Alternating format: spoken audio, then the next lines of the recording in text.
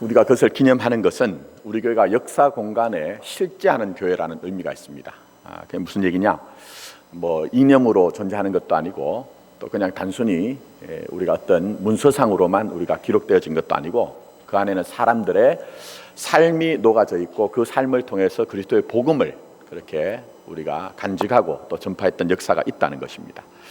물론 그것이 전부 수월했다는 것은 아닙니다. 제가 교회 역사를 저보다 더 잘 아시는 분이 많기 때문에 말씀드리지 않겠습니다만 때로는 높은 것도 낮은 것도 넓은 것도 좁은 것도 다 지나오면서 만들어낸 하나님의 역사요 또 여러분의 믿음의 역사인 것입니다. 자, 그래서 이 역사에 대해서는 성경을 보시면 족보가 등장하는 경우가 있습니다. 족보가 등장하는 이유는 하나님의 말씀의 역사는 이제 역사적인 사실이란 것입니다. 그 족보 가운데서는 누가 누구를 낳고 누가 누구를 낳고라는 그런 이제 얘기가 많이 나오죠. 그 이제 누가 누구를 낳고라는 것은 성경의 정신을 보자면 궁극적으로는 그 아들이 너를 구원할 것이다. 그 아들이 너를 구원할 것이다. 그 아들은 누굽니까? 바로 창세기 3장 15절에 약속되어진 그 여자의 후손, 뱀의 머리를 밟는 그 예수 그리스도를 얘기하는 것이죠. 자, 그래서 오늘 여기 이제 보시면은 이제 그 아들 예수를 자기의 몸으로 잉태하고 그 아들을 낳았던 한 여인이 있습니다. 우리 성탄절에만 이 말씀을 묵상하기 때문에 이걸 생뚱맞게 하냐 이렇게 생각하지만 사실은 이 말씀은 성탄절에만 그때 생각하고 묵상하는 것이 아니고요. 이 안에는 여러분의 존재가 어떤지 또 교회된 우리가 어떻게 목적을 가지고 살아야 되는지가 정확하게 나타나고 있습니다. 그래서 오늘 저는 이 생명을 낳는 자의 노래라는 말씀을 통해서 아주 간략하게 저도 눈치코치가 있기 때문에 간략하게 그렇게 말씀을 전하겠습니다. 자, 먼저는 오늘 여기에 이제 주님께서는 교회와 성도는 예수를 품어야 된다고 말씀하고 계세요. 여러분 혹시 성경적으로 여자로 메타포된 것이 뭐라고 그것을 지향하는지 아십니까? 바로 그것은 교회입니다. 그래서 우리는 그리스도의 뭐라고 하죠? 신부라고 얘기하고 구약에서 이스라엘은 바로 참 남편이신 하나님을 남편으로 된 여인이다, 부인이다 이렇게 얘기를 해요. 조금 더 직접적으로 제가 좀 말씀드리면 베드로전서 5장 13절을 보시면 거기에 여러분 성경은 정말 꼼꼼하게 봐야 되거든요. 그게 보면 함께 택하심을 받은 바벨론에 있는 교회가 너희에게 문안하고 할 때 교회라는 단어 앞에 일자를 붙여놓고 관주 성경을 보시면 그 일이라는 것에 난외주라고 뭐라고 얘기를 했느냐 하면 여자가 이렇게 해놨습니다. 그러니까 무슨 얘기냐? 사본들, 성경은 이제 원본은 없습니다. 사본이 굉장히 많습니다. 그 사본들 중에 어떤 것은 교회가라고 되어 있지만 어떤 것은 여자가라고 기록된 말씀이 있다는 거예요. 그것은 곧 교회를 메타포할 때 여자로 표현을 한다는 거예요.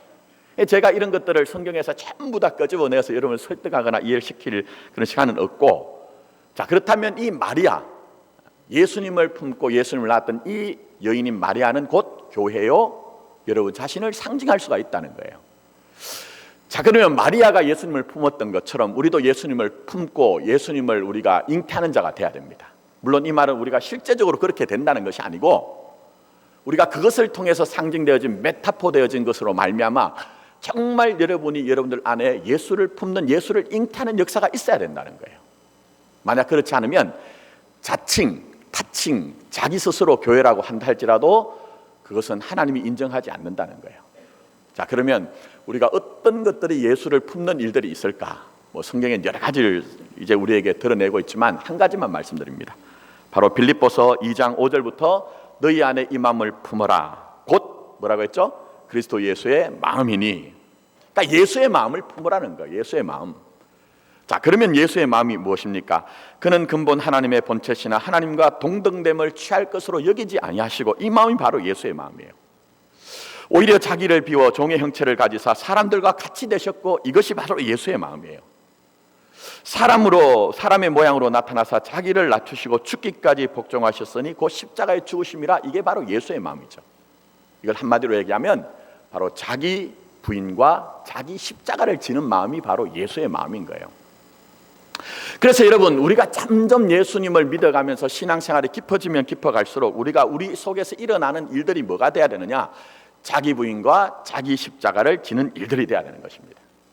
여러분, 교회가 약해지는 이유는 그 교회가 지식인이었거나 그 교회가 부자가 없기 때문이 아니에요. 사실은 가장 교회가 약해지는 그 역사적인 어떤 우리가 형편에 처하는 이유는 바로 자기 부인과 자기 십자가를 이루어내지 못할 때 교회와 성도는 굉장히 약해진다는 거예요. 저는 아무쪼록 이 91주년 창립주의를 맞아서 더 많은 분들이 예수의 마음을 품고 자기 부인과 자기 십자가의 길을 갈 수 있는 저와 여러분 되기를 예수님의 이름으로 축복합니다. 자, 두 번째 주님이 말씀하시는 것은 교회와 성도는 예수를 낳아야 된다는 거예요. 예수를 낳아야 된다는 거예요. 제가 이제 사역이 끝나고 아니면 어떤 일이 있어서 가끔 이제 저희 애들 둘이를 모시매를 데리고 이제 엘리베이터를 타는 경우가 있어요. 그러면은 같은 이제 라인에 이제 사시는 분들이 타시는 경우가 있는데, 그럼 인사를 하잖아요. 그러면 힐끔힐끔 봐요. 왜 보느냐?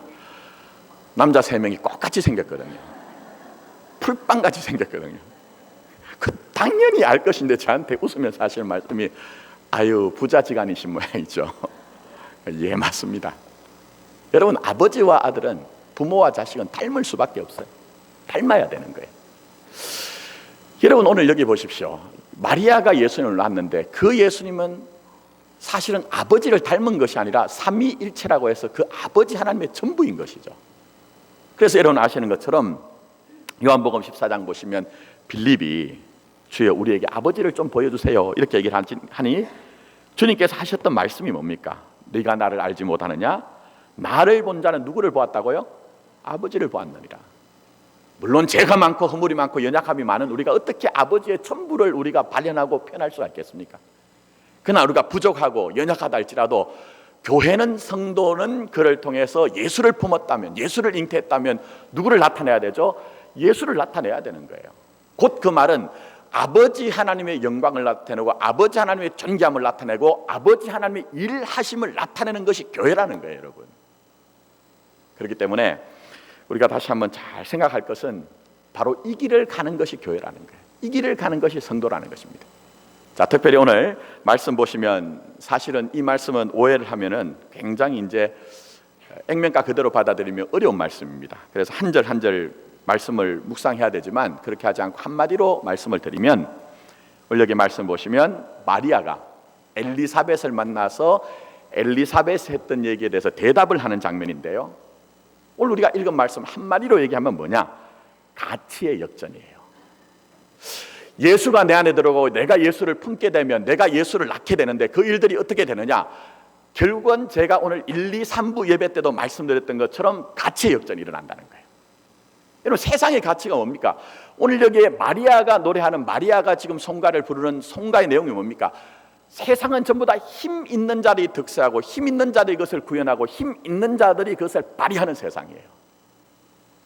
그런데 마리아가 예수를 품었더니 알게 되는 비밀이 하나 있습니다. 하나님의 나라는 그렇지 않다는 거예요. 하나님의 나라는 가치의 역전이 일어나는 나라라는 거예요. 사소한 것, 작은 것, 비루한 것, 초라한 것처럼 보여지지만 거기에 하나님의 나라가 임한다는 것을 얘기하고 있는 것입니다. 저는 우리 교회가 오늘 이제 시온 성가대가 찬양대가 이제 찬양했지만 주제가 항구라고 했는데, 여러분 항구를 한번 잘 생각해 보십시오. 항구는 자기 자신을 위해서 존재하지 않습니다.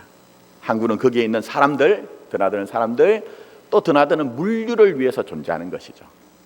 저는 그래서 우리가 이런 축복을 유통하는 교회와 성도가 되기 위해서는 무엇이 필요할까?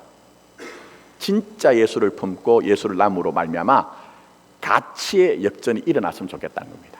내 안에 있는 세상적인, 또 교회 안에 있는 세상적인 철학과 가치관이 무너지고 정말 예수의 일들만 남는, 예수의 일들만 발현되는 그런 교회와 성도가 되기를 예수님의 이름으로 축복합니다. 아멘. 예, 제가